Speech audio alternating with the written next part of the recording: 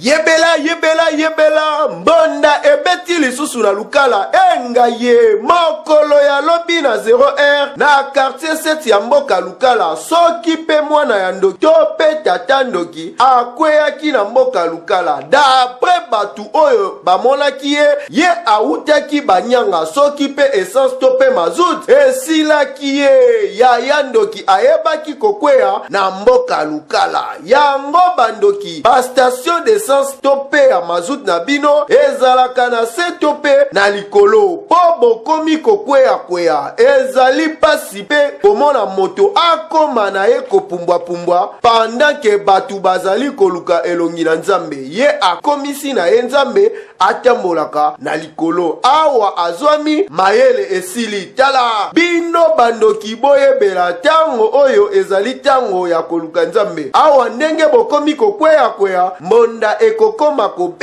betela bino botala ndenge bokweya ya ndoki ndenge elekaki na yango mbonda betela yo ya ngebeti yuvusa foma bete tout si personne comme mbo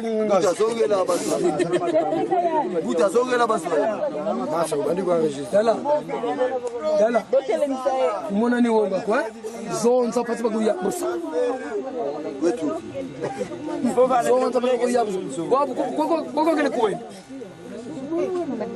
koko kele kwenda na kamiote siko bana ukende wapi Mumalu. Mumalu wabu kwa kule kuenda. Meso rouge. Munima wende yubusa mumalu kwa kule kuenda wabu. Yo, kolabo.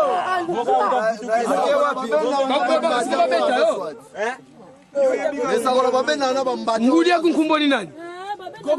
Ngudi kuputa kumboni nani? Zonza ngirivu sana. Ngudi kuputa kumboni nani? Manani? Masabini. Yana kuputa. Bakola puta kumuvumugera. Mumalu kono.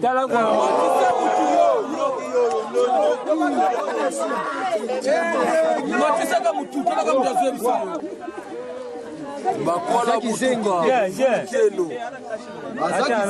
bakwala butuka mufumukeno bakwa tala kwa kunge tala kwako rouge c'est maquette tala na boto ngaka mna benga tala ngwe tala yaku tala koto tala pasi bakuya musa wilikina mengi tuvusa pasi bakuya musa zonza kumona ni ntonyiko tala soda bien tala ngabela misu na misu langa bien na misu tala nga bien bazotunayo bino bandoki botika mosala oyo po tokokoma kokanga bino lokola bakuluna tala moko na bino soki pe azali général to pe colonel ya bandoki azwami awa totuni boye moto ya boye tosala na ye nini tomema ye na église to pe na la police biso tomoni kaka bapaster ya lukala basokipe na bango mbonda ebeti